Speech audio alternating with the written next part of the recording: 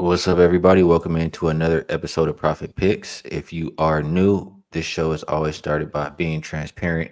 Didn't have shows over the weekend. Um, I do know overnight this morning, I started my grass season in tennis, or I tried. It wasn't successful. So I learned a lesson this morning. Took one loss in tennis. Yesterday, I had a win in the basketball game. I went with over 228. I was disappointed that I didn't also load up on the Thunder because I liked them. I was just traumatized, Rob, from the game Hmm. before. So winning night in basketball yesterday, not the best start to with the tennis this morning, but been doing pretty good lately. WNBA is rolling well, doing well.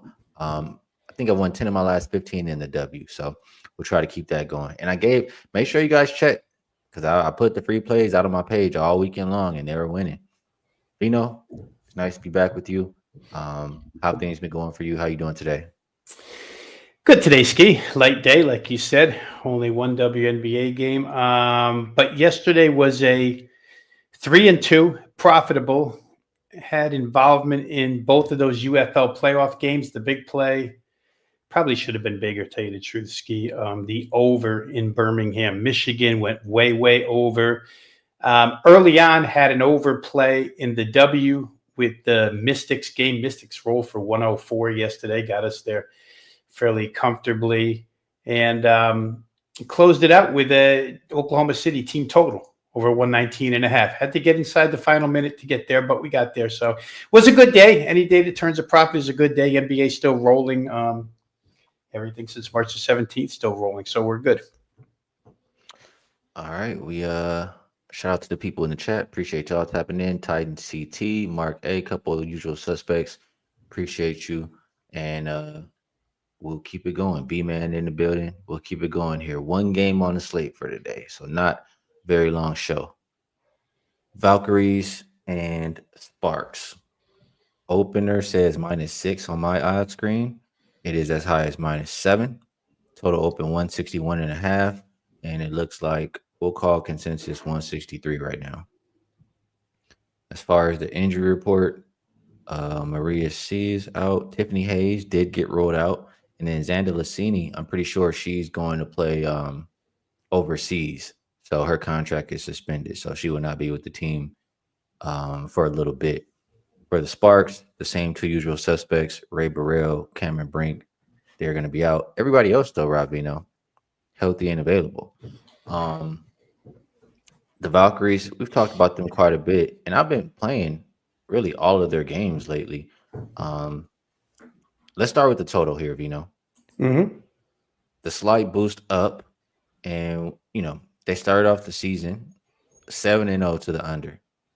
They had, I think, four. I mean, prior to prior to their previous game, they had at least four straight games with not scoring 80. I don't even think they scored 80 all year.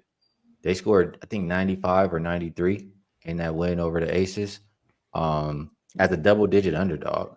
So I'm curious, do we think that's an outlier offensive performance? Also, we talked about, the Valkyrie totals. After you go 7-0 to the under, the odds makers start to put the total down, right? We saw a total of 157, 157 and a half, 159. Now, you go over three times. What are they going to do? They're going to start to move it back up. So the question is, have they started to move it back up too much for this Valkyries team? And they are facing a Sparks team who is more offense than defense. What do you think about this total, Vino? Yeah, in the Golden State case, Ski, the numbers right in their wheelhouse, right? You look at their last five games. Games landed 162, 161, 163, and 163. So for them, the numbers razor sharp. Like you say, the three overs because those totals were lower, but now it's boosted up a little bit for the Sparks. Interested to see what happens now with Rakia Jackson back because they looked really good with her back against Dallas on Saturday. 93-79. Again, real quick, I'll go off topic just for a second, but it just goes to show, guys, how important it is, whether you win your closing line value or not, how important it is to get in early on these WNBA games. Because I think we both had that total Ski Saturday, 170 and a half, and it rose all the way to 174. So if you get to the party late, you're caught in the middle. got to get there early with these games. That one did get over the opening number, hits 172. But the 93 points they put up, product of Dallas defense, product of LA being better offensively now with Jackson back. You got to love their starting five and the scoring potential that it has out of each one of those five players. For Golden State, I don't know that I buy into the 95 that they put up against Las Vegas. It was a day where I'm going to compare it to Connecticut's win over Atlanta on Friday. Right, Connecticut's home. They beat Atlanta. Just about everything they put up went in. I think Mabry had 34 that night. They come back on the road yesterday against Washington and get absolutely slammed. I feel like it might be a one-shot deal with Golden State. They're still a team that's dead last in the league, shooting threes 28.5%. And the coach, Natalie Ducasse, still wants to shoot threes all the time. And read an article today where she wants 80 possessions. So they want to go fast. They're third fastest in the league. They want to shoot threes. They don't make them. Zandalacini, like you said, she played Saturday and made 4 or 5 from three. She was in the starting lineup and played really well. It would be great if she could be there again, but she's not. She's going to go play for Italy. And Kayla Thornton had a big, big day from three. Golden State hasn't shown us the ability to shoot Skee consistently. So I'm a little hesitant to play over, even though it's a bad LA defense. Maybe it's a little better with Jackson back. I wish the number was a little bit lighter here for the Sparks. My numbers made this game Sparks 5.5. They're up to 7. I think they're the better side. Just don't know that I want to lay 7 with them. So I'm kind of in a dilemma here, both ways. The Sparks, for what it's worth, I'll just close with this because you said you wanted to start with talking about the total. They've gone over 163 in 5 straight. Mm-hmm. And not a high number for a Spark game. Yeah, if you're going to play total, it's probably a one-way ticket to the over. Yeah, so that could be the reason, as well as the last few have gone over for the Valkyries, that you get a higher number in one of their games today. But yeah, not the hugest number for the Sparks to take care of. There was something you said that I want to elaborate on, but before I do, I gotta do a little venting. Is that okay? Yeah, let's vent. And it's on a comment. Nikki Parlays. I think there's a. All right, so here's what I'm gonna say. 1, I don't like the name. 2, why are we doing this? Angel Reese don't even play today, bro. What are we talking about Angel Reese for? Do we just come in here and just hate? And then it's the people. I'm a guess. This is a guy who doesn't watch a whole lot of WNBA because he then comes and says, I got the MLB locks today. Like, just go on and go watch MLB, bro. Don't even comment on WNBA if you're not interested or watching. I just don't like the negativity. She's not even playing today. What are we even talking about? All right. Now, Vino, what I was going to say is you talked about Rickea Jackson coming back. Yeah. That's a huge deal. I mean, she makes the offense 10 times better.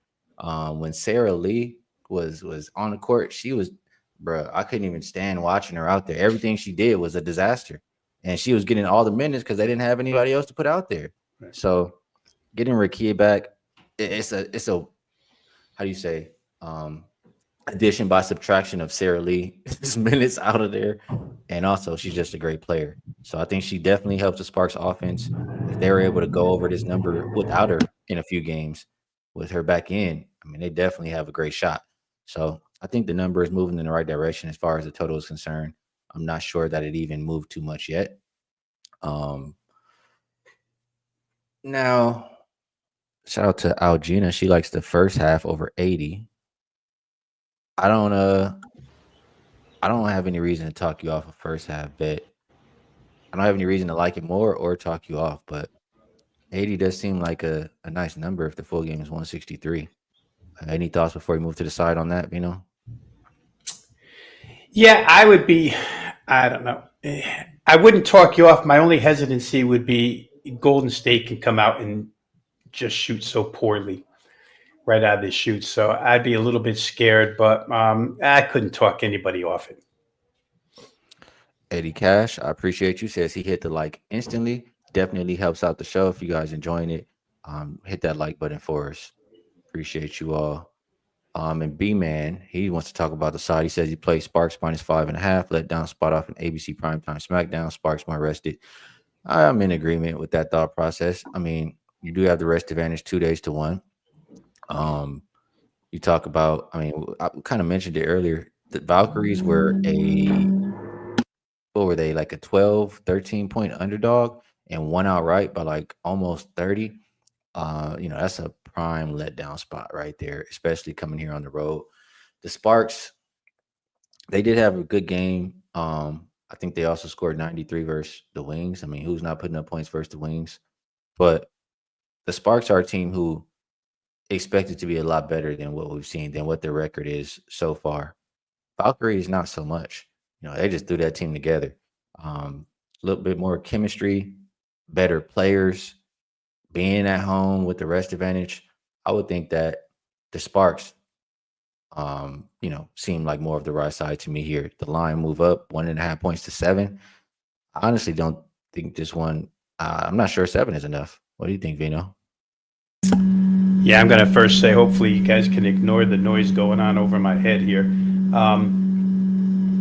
I would love to play the Sparks, right? And I did. I compared it to the Atlanta Connecticut game on Friday. I think the situation is the same. I think it was just pointed out in the chat room. What makes this situation even more is that Golden State did win on national TV. They're obviously pumped for that game. It's a Commissioner's Cup game too, Skee. Let's bring that into play here just for a minute. This Commissioner's Cup is an important deal. Los Angeles has finally gotten healthy, and they're in the running for this thing. If they win tonight by 5 points or more, they'll be in second place in the West. They'll overtake Seattle and be behind Minnesota. You get one shot at everybody. So if LA could potentially win a head-to-head with Minnesota, maybe they get there. So there's a lot at stake for Los Angeles here now that they're healthy.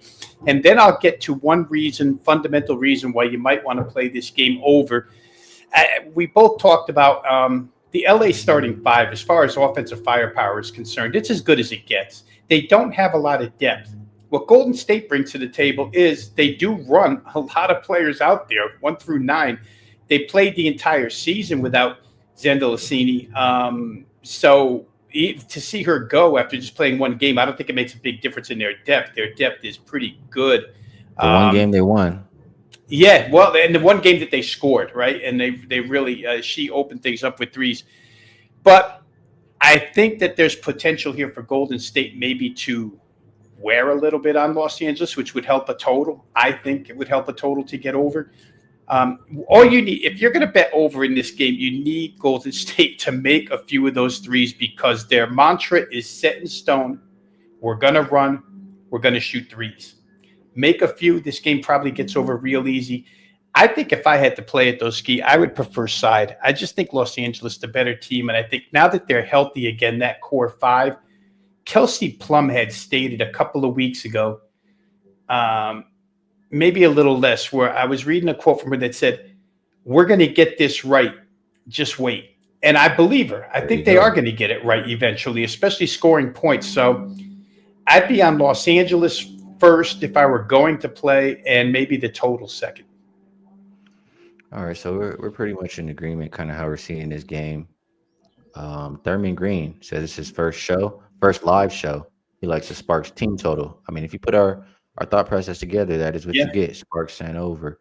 Can't disagree at all. I think we both agree there.